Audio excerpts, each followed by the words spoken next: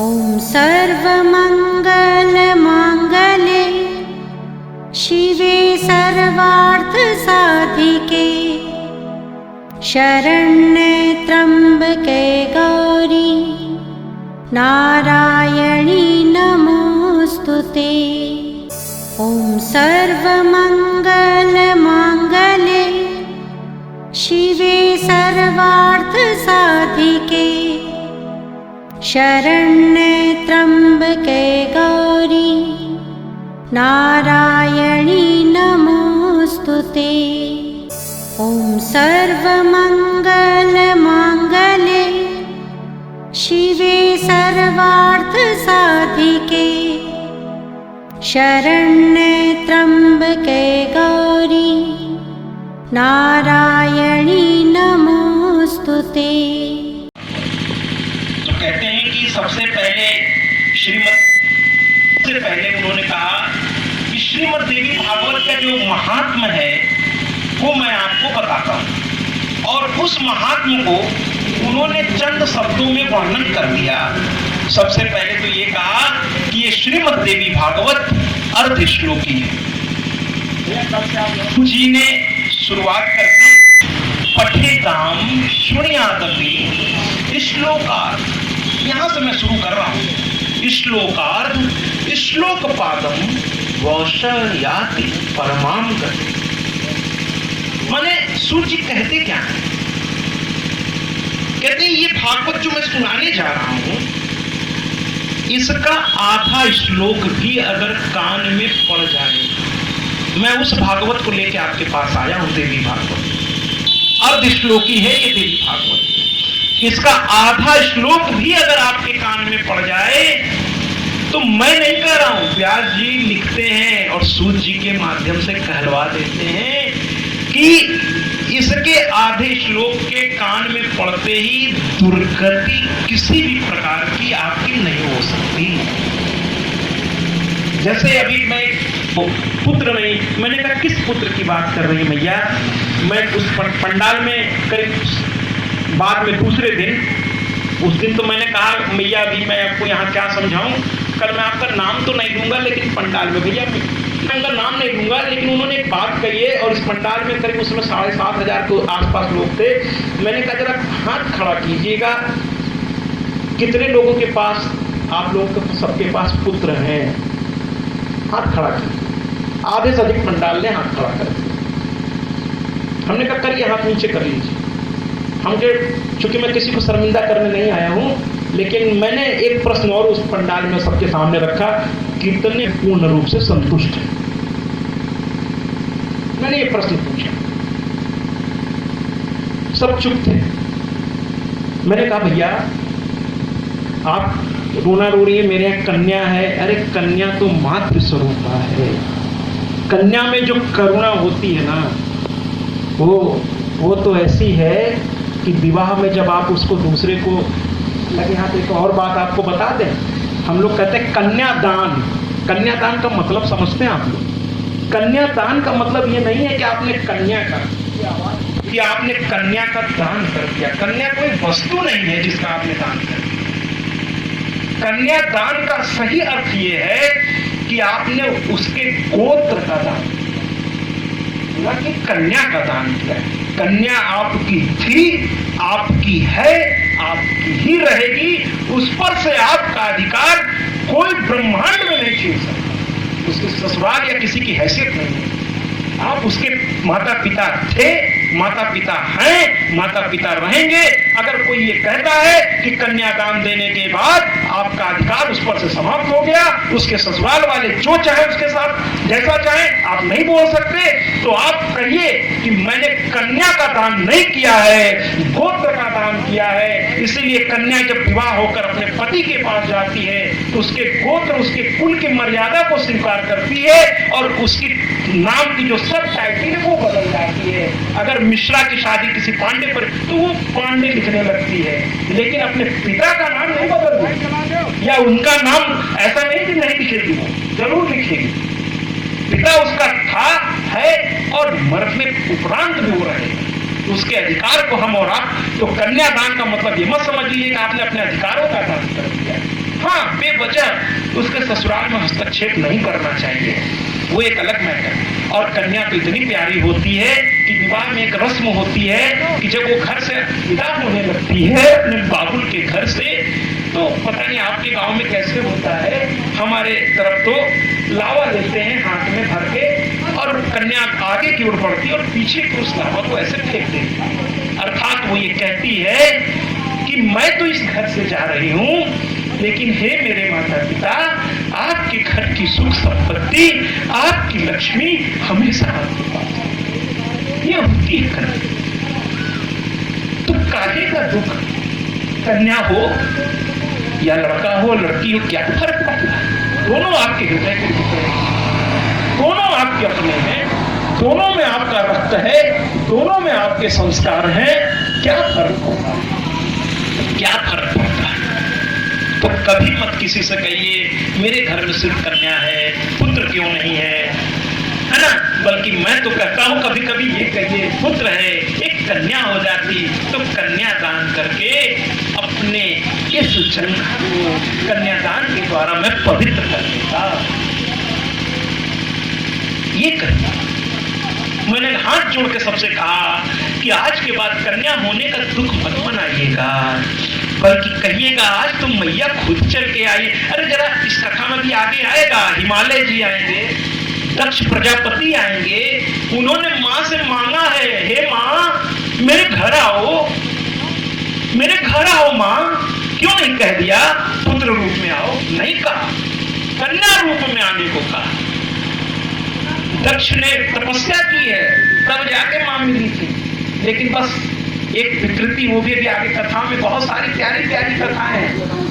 मां की कथा बहुत प्यारी है, बड़ा आनंद आने वाला है आने वाले दिनों में। और ये सब कथा पहली बार आप सुनेंगे तो बहुत, इसके जो लोग यहाँ बैठे हैं मैं आज निवेदन करता हूँ, ये माँ की कथा है। गाँव में घूमिए आप लोग तो कहिए चलो सुनो माँ की कथा। वो किसी व्यक्ति का पंडाल नहीं है, किसी स्थान का नहीं है, वो माँ की कथा 9 दिन हो रही है, वहां सिर्फ माँ का ये पंडाल है, ये माँ की पंडाल है। यहाँ सबका स्वागत है, सबका स्वागत है। तो यहां पर मैं कह रहा था कि शौनकादि ऋषि से उन्होंने कथा सूत जी ने शुरू की और सबसे पहले देवी भागवत का महात्मा बताते हुए कहा कि इसका आधा श्लोक भी अगर रोज सुन लिया जाए या पढ़ लिया जाए तो इंसान की दुर्गति नहीं हो सकती। ये उन्होंने सबसे पहला शब्द कहा महात्मा के रूप में। अब इसके बाद उन्होंने एक बात और कही, जो लोग कहते हैं ना मेरे पास समय नहीं है, आज की इस भागती दुनिया में वाकई समय नहीं है, समय तो नहीं है, लेकिन हमारे सूत जी क्या कहते हैं कि देवी भागवत दिनम अर्थ, यानी पूरा दिन नहीं, आधा ही सही। और दिन से मतलब नहीं है, ये जो कथा सत्र 4 से 7 रखा गया है, 4 से 7 आप नहीं बैठ सकते, कोई बात नहीं। हमारे सूत जी ने आपसे कहा कि आप आधा सत्र यानी 4 से 7 की जगह आप 5 बजे तक बैठिए, 6 बजे, उतना भी समय नहीं है। तो कहते तदर्थ, यानी आधे का भी आधा, 3 घंटे का समय हम लोग निर्धारित किए, 1.5 घंटा आइए, नहीं आ सकते 45 मिनट आइए, आधे का भी आधा आइए, उतना भी समय नहीं है आपके पास। मुहूर्त भर के लिए आइए, मुहूर्त भर के लिए आइए, मुहूर्त भर का भी समय नहीं है।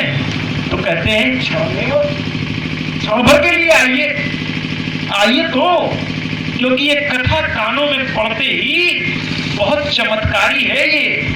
ये बाह्य परिवर्तन के साथ आंतरिक परिवर्तन करती है। ये जो हम लोग स्नान करते हैं ना, ये बाह्य बल होता है। सत्संग और कथा, सत्संग का मतलब जानते हैं, केवल कथा नहीं है, सत्संग का मतलब होता है श्रेष्ठ का संग। और ये कथा में जब हम श्रेष्ठ के साथ बैठते हैं तो बड़ा चमत्कारिक अनुभव होता है, बड़े सारे चमत्कारिक अनुभव होते हैं, एक अलग सी करंट सी दौड़ती है। और एक बात तो आप भी मान जाएंगे, जितनी देर आप कथा में बैठे हैं आपको दुनियादारी धीरे धीरे भूल रही होगी, कथा में आप डूबते जा रहे होंगे। वरना दुनियादारी में आते तो चिंता घेर लेती है, वो नहीं हुआ, ये नहीं हुआ, ऐसे नहीं हुआ, वैसे नहीं हुआ, अरे वो ऐसा हो जाएगा तो क्या होगा। यहाँ तो चिंता नहीं हो रही ना, धीरे शुरू में हुई होगी, धीरे धीरे धीरे धीरे कथा आपको इतना डुबा दी। तो कथा का प्रभाव आप देख नहीं रहे हैं क्या आप केवल कथा में बैठे और आप चिंता मुक्त हो रहे हैं? अगर इस कथा को जीवन में उतार ले तो क्या चिंता मुक्त नहीं हो जाएंगे? बहुत कुछ चिंता है। मैं ये नहीं कहता हूं कि जीरो चिंता हो जाएगी। भैया मैं तो आपसे एक बात और कहना चाहूंगा कि बाबा तुलसी को मैं बार बार इसलिए यहाँ डिनोट कर रहा हूं क्योंकि ये ग्रामीण परिवेश है और यहाँ अखंड रामायण बहुत होता होगा। बाबा तुलसी के बारे में मैं कहना चाहता हूं कि उन्होंने बड़े सुंदर तरीके से हर बात को अपने तरीके से रखा है। उनका अपना अलग ही भाव है। वो कहते हैं बाबा तुलसी कि कथा का एक शब्द भी अगर जीवन सूत्र के रूप में आप उतार लें तो आपके जीवन की सार्थकता हो जाए। एक अलग ही उनका भाव है। बाबा तुलसी कहते हैं जरूरी नहीं कि पूरी रामचरितमानस आपके समझ में, कोई जरूरी नहीं है, लेकिन उसका एक शब्द भी सही अर्थ में आप अगर आप हृदयंगम कर लें तो वो चमत्कारिक अनुभव आपको देगा, चमत्कारिक अनुभव देगा। सुनिए तो ध्यान से, हर लाइन आपको कुछ ना कुछ सिखाती है ना। बाबा जब कथा सुनने आते हैं और देखिए जब वो पार्वती रूप में आई हैं, अपनी सबसे पहले उन्होंने अपनी गलती सुधार दी। सती में जो उन्होंने गलती की, माँ की अरे राम की कथा ध्यान से नहीं सुनी, नतीजा हुआ उनको वो शंका, वो समाज को दिखाने के लिए शंका हुई। फिर सती का परित्याग सब लोग जानते हैं। बाबा ने कहा तुमने माँ का रूप धर लिया, अब तो तुम मेरी पामान में बैठ ही नहीं सकती और अर्धांगिनी अब हो ही नहीं सकती। मेरे माँ के रूप में तुम आ गई हो, सीता रूप में गई थी राम के पास और उन्होंने सामने आसन दे दिया, बगल में नहीं बैठाया। और बहुत सारी कथाओं के प्रसंग हैं और अंत में सती ने परिस्थितियां ऐसी घूमी कि अपने शरीर का त्याग किया। फिर दोनों ने तपस्या की, भगवान ने अपनी तरीके से और सती पार्वती के रूप में घनघोर तपस्या के बाद दोनों की मुलाकात होती है। और जैसे ही मुलाकात होती है, विवाह संपन्न के बाद सबसे पहला काम माँ एक शिक्षा दे रही है कि अगर हमसे गलती हो जाए उसको सबसे पहले सुधारिए, तुरंत वहीं पर। और कोई बड़ा अगर आपके अगल बगल खड़ा, उसने सावधान कर दिया कि भैया यहाँ गलती आप कर रहे हैं, तो समझदारी यही है कि उस गलती को स्वीकार करके कहिए अभी इसी वक्त मैं इसको सुधारता हूँ। ये आगे बढ़ने का और पार्वती, अगर आप बाबा की लाइन देखें, पार्वती जी कहती हैं बड़ी श्रद्धा के साथ बैठ के कहती हैं, हे प्रभु, इशारे में बहुत कुछ उन्होंने कह दिया। पिछली जन्म में जो कथा अधूरी रह गई थी उसे और मैं श्रद्धा सहित इस कथा को आपसे सुनने के लिए कथा प्रार्थना करनी चाहिए कथा के लिए।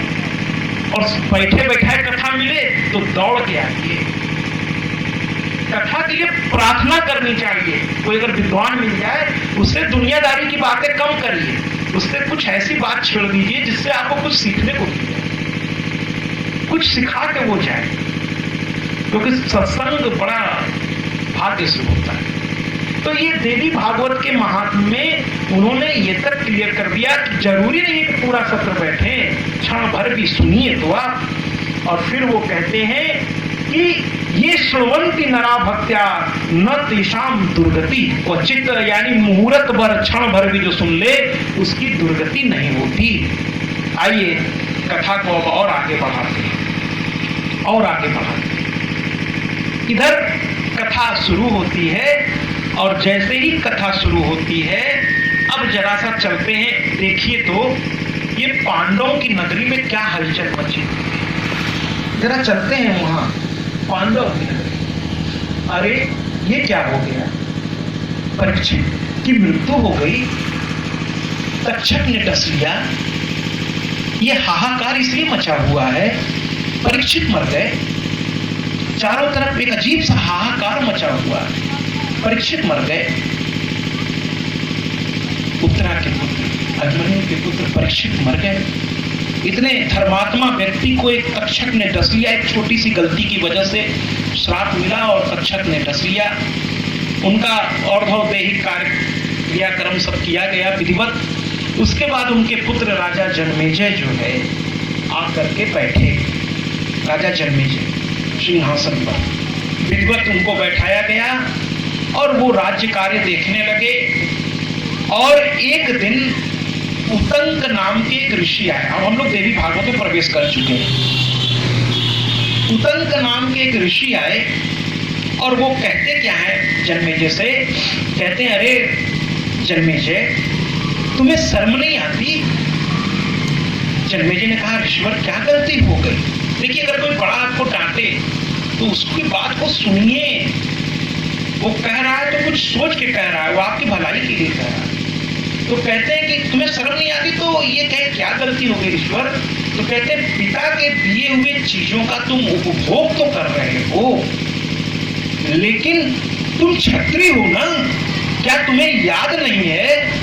क्या तुम्हें याद नहीं है कि क्षत्रिय का पहला कर्तव्य होता है कि बदला, है ना? तुम्हारे पिता को जिस सर्प ने डसा उसको तुम जिंदा छोड़ दोगे क्या? उसे तुम जिंदा छोड़ दोगे? क्या ये उचित होगा? उसकी मृत्यु ही तुम्हारा लक्ष्य क्षत्रिय धर्म के नाते है। तो जन्मेजय ने कहा नहीं, ये ठीक बात आप नहीं कह रहे। मेरे पिता ने एक गलती की, एक ऋषि के गले में मरा हुआ सर्प डाल दिया और मेरे पिता के गले में सर्प पड़ते ही उस ऋषि के बालक ने क्या कहते, मेरे पिता नहीं, मतलब राजा जन्मेजय ने कहा कि मेरे पिता ने सर्प डाला उस ऋषि के गले में और उनके पुत्र ने श्राप दे दिया कि जाओ, जिस मरे हुए सर्प को तुमने मेरे पिता के गले में डाला उसी की प्रजाति का सबसे प्रचंड विस्तर तक्षक आज से 7वें दिन तुम्हें डस लेगा। और वैसा ही हुआ। इसमें मेरे पिता की कोई गलती नहीं है, मेरे पिता की गलती है, उसमें उस तक्षक की कोई गलती नहीं है, उस तक्षक की कोई गलती नहीं है। अंत में क्या हुआ? अंत में ये हुआ कि तक्षक आया और डस लिया। अब इसमें तक्षक की क्या गलती है? तो उतंक ने कहा अरे तुम कैसी बात कर रहे हो, तुम कैसी बात कर रहे हो? तक्षक की गलती तो है, क्योंकि डसने वो आ रहा था, रास्ते में एक और ऋषि आ रहे थे और वो ऋषि उन्हें बचा सकते थे, लेकिन तक्षक ने उन्हें लालच देकर उन्हें लौटा दिया। तक्षक ने उन्हें लालच देकर लौटा दिया। ये ऋषि ने एक गलती मतलब तक्षक के द्वारा हुई है, इसलिए मेरे कहने पर सर्प यज्ञ करो और उस सर्प यज्ञ में सारे सर्पों के साथ तक्षक को भी जलाकर भस्म कर दिया जाए।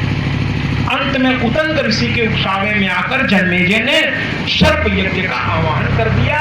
सर्प यज्ञ हुआ, एक के बाद एक सर्प आकर के मरने लगे उस यज्ञ में, और अंत में तक्षक को भी जब स्थिति विकट होने लगी वो भाग के इंद्र के पास गया और इंद्र के पास जाकर बोला कि मेरी क्या गलती है, मुझे बताइए तो सही।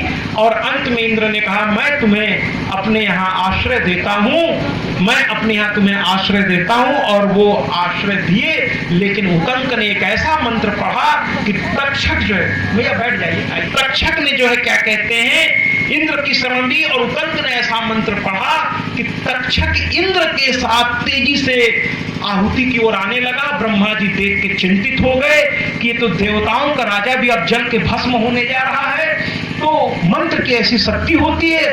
तो ब्रह्मा जी ने तुरंत कहा कि भाई ये उचित नहीं है। उन्होंने आस्तिक नामक एक बालक को भेजा और कहा तुरंत इस यज्ञ को रुकवाओ वरना अनर्थ हो जाएगा।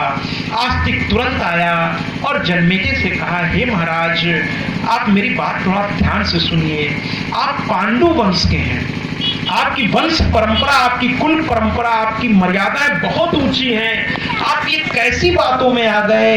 आप सारे सर्पों को मारने पे तुले हैं, आप ये समझ पा रहे हैं कि आपसे ये क्या अनर्थ हो रहा है?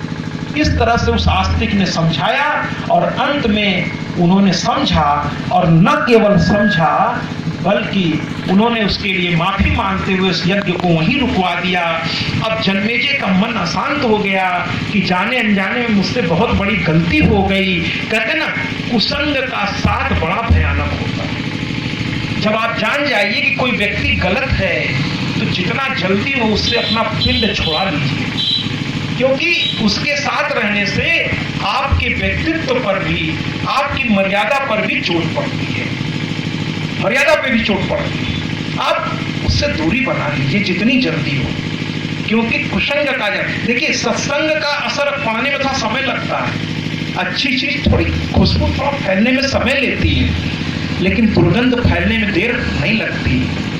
देर नहीं लगती। कुसंग का ज्वर बड़ा खतरनाक होता है। अगर आप उसके साथ बैठने लगेंगे, पहले दिन आपको वो व्यक्ति बहुत गलत लगेगा, दूसरे दिन थोड़ा कम गलत लगेगा, क्योंकि धीरे धीरे आप उसके साथ उठते बैठते आपको वो कन्विंस कर लेगा कि इसमें गलत क्या है। और कहीं भगवान न करे आप अगर उसकी बातों में सहमत होते चले गए तो एक दिन आपकी सोच और उसकी सोच में अंतर समाप्त हो जाएगा। आप दोनों का व्यक्तित्व फिर एक जैसा हो जाएगा। मतलब कहते हैं ना, हिंग को कहीं रख दीजिए, उसमें सब जगह बदबू फैला देगा। गुलाब को रखिए, उसका सुगंध पहुंचने में थोड़ा समय लगता है।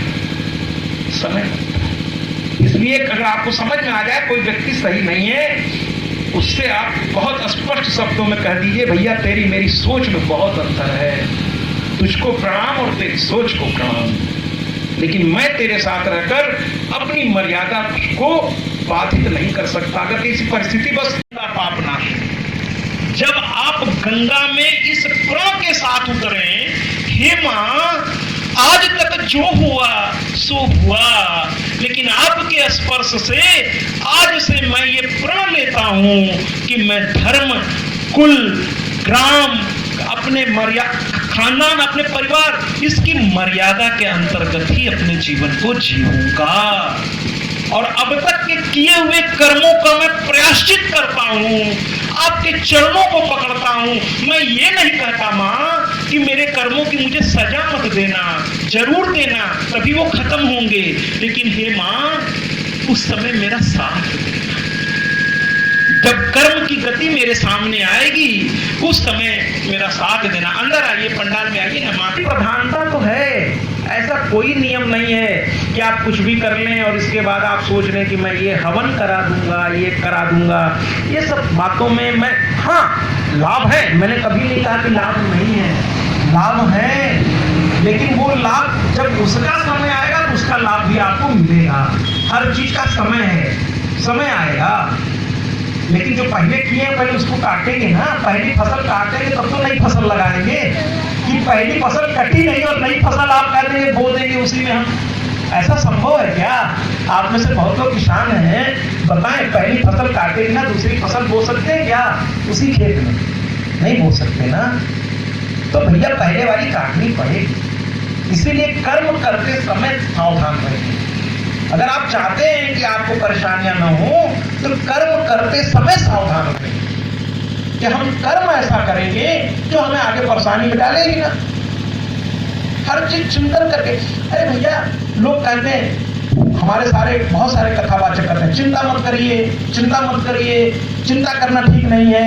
मैं कहता हूं चिंता मत करिए, ठीक बात। आजकल के युवक भी बड़े निश्चिंत हो गए है ना, पुराने लोग उतने निश्चित नहीं थे, वो अपनी जिम्मेदारी का आसार। मैं ये नहीं कह रहा हूँ कि आजकल का हर युवा ऐसा है, लेकिन ये जो व्हाट्सएप, ये फेसबुक, ये ट्विटर, ये जो मोबाइल वालों ने एक नशा के रूप में आपको पकड़ा दिया है, आपके बच्चों को, आप लोग समझ ही नहीं रहे। ये ऐसी नशा की गिरफ्त में आ गए हैं। आप देखिए आजकल का युवा जो है अधिकतर मोबाइल लेके लगा हुआ है, उसकी चिंतन खत्म हो गई, स्वाध्याय खत्म हो गया। और जिन लोगों ने इसको लॉन्च किया, इस मोबाइल को, ये इंटरनेट को, उनसे पूछे खुद वो कितनी देर इसको देखते हैं। उनके पास समय नहीं है और आप अपना कीमती समय रात दिन, अरे इसका उपयोग करिए जहां आवश्यक है, जहां कार्य बहुत उपयोगी भी है, लेकिन कार्य कीजिए। लेकिन उसका उपयोग हम लोग दिन भर बैठ के वीडियो देखते हैं, उल्टे सीधे चीजें देखते हैं। अरे भैया आप अपने जेब का पैसा लगाकर नेट खरीद करके, और जानते हैं आप रात दिन अपना काम छोड़कर ये कर रहे हैं, और जो इसको लॉन्च किए वो इसको नहीं देख रहे हैं। आप इधर देख रहे हैं नेट खर्च हो रहा है, उनकी तिजोरी भर रही, उनकी तिजोरी भर रही। आज सोचिए एक मजदूर बेचारा दिन भर में अगर 100 रुपए कमाया तो 10 रुपए का नेट वो खर्च कर देते, 20 रुपए का नेट। एक नशा सा होता जा रहा था। और मोबाइल पर क्या देखा जा रहा है ये बताने की आवश्यकता नहीं है। नहीं जानते हैं ये मानसिक विकृति क्रिएट कर रहा है। सावधान हो जाइए। मैं तो कहता हूं अपने बच्चों को साथ लेकर आइए, मैं उनको बहुत कुछ बताते जाऊंगा। लेके आइए उनको, है ना। कथा बहुत कुछ सिखा देती है, कथा बहुत कुछ सिखाती है। उनको प्रेरित करके ले आई, अपने बेटों को, बहुओं को, अपने पास पड़ोसियों को, कि चलिए ना, कौन सा वहां पैसा लग रहा है, माँ की कथा मिल रही है, आके सुनिए ना, क्या दिक्कत है, क्या दिक्कत है, आइए सुनिए माँ की कथा, ये माँ की कथा है। तो ऐसी है हमारी माँ की कथा कि जीवन को ही बदलने की सामर्थ्य रखती है, तो सुनते क्यों नहीं हम? तो सूत जी इस कथा को और आगे बढ़ाते हुए इस कथा प्रसंग में और अंदर हम लोग प्रवेश करते हैं कि राजा जन्मेजय से बड़े चिंतित हैं, रो रहे हैं। जब कोई, देखिए मैं आपको एक बड़ी मजेदार बात बताऊं, सही आदमी से कोई गलत काम जाने में हो जाए तो उसकी मूल प्रकृति, गलत स्वभाव तो उसका है नहीं ना, उसकी मूल प्रकृति वो सही व्यक्ति है, और गलती से उससे कहीं गलती हो गई, बड़ा पछताता है, बड़ा पछताता है। कभी उसके एकांत को देखिए, उसके एकांत को देख के आप रो पड़ेंगे, बहुत पछताता है वो कहता है मुझसे ऐसा कैसे हो गया कि उसे ये तकलीफ हो गई, उसे ये तकलीफ हो गई। मैं आपको बताऊं, मेरी छोटी सी तकलीफ को देख के प्राचार्य जी हमारे घबरा जाए, मैं प्रणाम करता हूं आप, है ना, पूरा परिवार इस बात पे लगा कि मुझे कोई तकलीफ न होने पाए, मैं प्रणाम करता हूं आपको, ठीक है। तो कथा तो, और अच्छा एक और मजेदार बात बताऊं आपको, गलत व्यक्ति से कभी कोई सही काम जाने अनजाने में हो जाए, विश्वास कीजिए वो भी बहुत पछताता है ना, वो भी बहुत, कैसे हमसे अच्छा काम हो गया, कहीं इसकी आदत न पड़ जाए, क्योंकि उसकी भी वो आदत नहीं है, मूल प्रकृति में आदमी हमेशा रहता है। लेकिन भैया अगर गलत आदमी को सही आदत जाने अनजाने में भी पड़ जाए, अच्छी बात है, दिशा बदल गई तो दशा बदल जाएगी, दिशा बदल गई तो दशा बदल, कहते ना लोग, कहते नजर बदलिए, अरे नहीं भैया नजर मत बदलिए, नजरिया बदलिए, नजरिया बदलिए। और एक बात और कहूं आपसे कि चिंता मत करिए, चिंतन तो करिए, कि चिंतन भी छोड़ देंगे।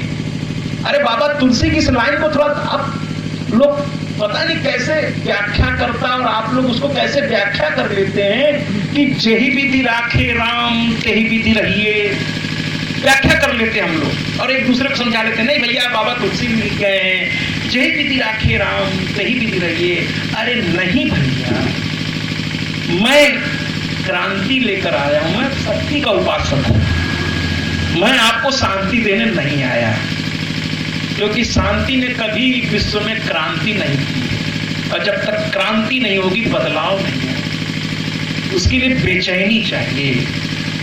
एक बेचैनी तो मुझे प्रयागराज से यहाँ तक लेकर आई, माँ की कथा गांव-गांव पहुंचानी प्रचारित, यही तो संकल्प लेके मैं 32 साल डायरेक्टर पद पे रहा, प्रिंसिपल रहा, लेक्चरर था, सारी सुख सुविधा छोड़ के आपके गांव में आके बैठा हूँ, माँ की कथा सुना, माँ की प्रेरणा से, ये माँ की कृपा है।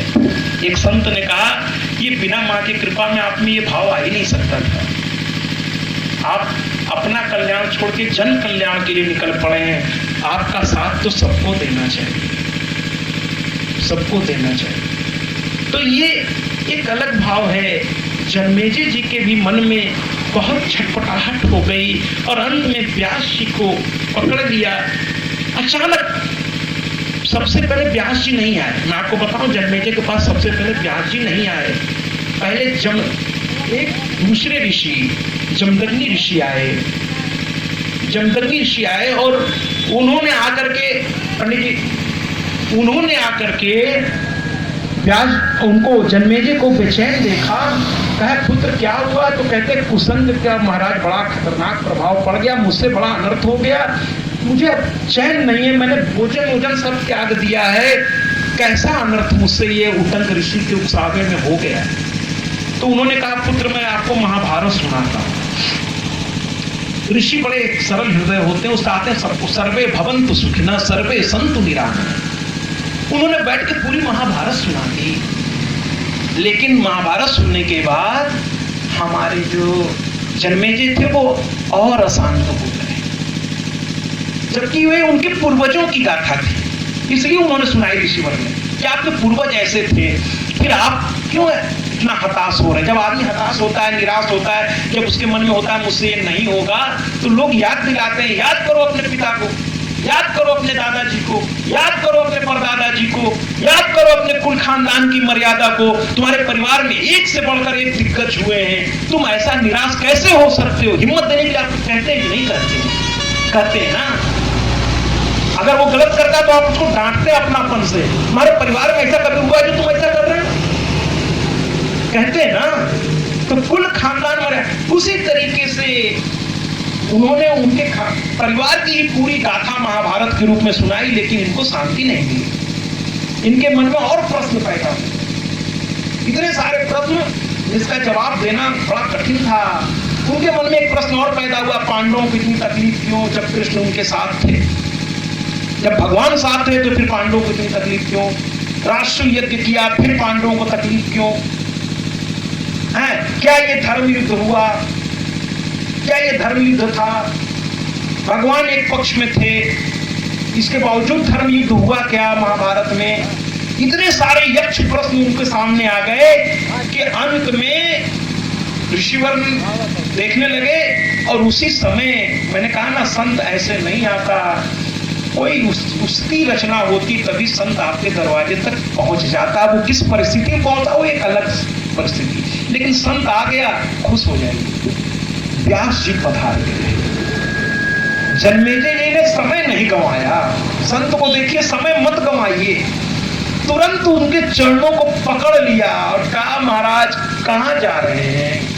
कहे पुत्र मैं तो इधर से गुजर रहा था, यहाँ भीड़ देखी चला आया। कहे ना महाराज बहुत सही समय पर आप आ गए, कथा मांग के लिए चाहिए।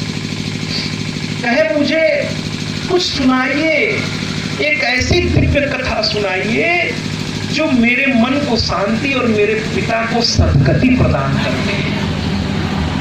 पुत्र जानते हैं कौन है? और आजकल देखिए पुत्र बहुत कम घरों में पैदा हो रहे हैं। आप कहेंगे नहीं साहब सबके घर में है, किसी के यहाँ 2, किसी के यहाँ 4, किसी के यहाँ 5। भैया सच पूछे तो आजकल पुत्र नहीं, बालक लड़के पैदा हो रहे हैं। पुत्र नहीं पैदा हो रहे, लड़के पैदा हो रहे। और जब उनका नाम ही लड़का है तो सब कुछ लड़के ले लेगा आपसे। गलत नहीं कर रहा हूं मैं आपसे। पुत्र जिस दिन पैदा होगा ना आपके घर, तो वो होगा जो पू नामक नरक से आपको त्राण दिलाने का सामर्थ्य रखता हो, उसे पुत्र कहते हैं। पुत्र वो है जो पिता को वो जीते जी, अरे जीते जी सब होता है, मरने के बाद किसने देखा क्या होता है? जीते जी अगर आपको शांति नहीं दे सकता है तो उसे पुत्र कहलाने का अधिकार नहीं है। आपके रात दिन के कार्य प्रसंगों से ये पवित्रता धीरे धीरे आएगी आपके अंदर, और फिर राम आएंगे। निसंदेह आज भी राम आएंगे, क्यों नहीं आएंगे, है ना? बस दशरथ और कौशल्या बनने की देर है, राम आएंगे। तो इस तरीके से हम इस कथा को और आगे बढ़ाते हैं। और फिर कहना चाहता हूं मैं कि मां की इस कथा को जैसे जैसे हम आगे बढ़ाएंगे कि जन्मेजय जी जो है उन्होंने ये बात व्यास जी को पकड़ लिया और व्यास जी से कहना शुरू किया कि हे व्यास जी, हमें मां की कथा सुनाइए, लेकिन इस मां की कथा को शुरुआत कहां से हुई अब ये हमें बताइए। व्यास जी ने कहा ठीक है, आओ मैं तुम्हें देवी भागवत की ओर लेके चलता हूं। और व्यास जी ने देवी भागवत की शुरुआत की। क्या हुआ? देवी भागवत की शुरुआत अब यहां से होती है। अभी तक आप कहेंगे ये क्या था? ये भी देवी भागवत था, लेकिन जो मूल कथा है अब यहां से शुरू हो रही है। अभी तक तो देवी भागवत की प्रस्तावना थी, कैसे ये कथा शुरुआत होने जा रही है, कैसे ऋषियों ने कहा, फिर कैसे जन्मेजय पहुंचे, कैसे व्यास जी पहुंचे। अब व्यास जी देवी भागवत की कथा सुनाना शुरू कर रहे हैं जन्मेजय।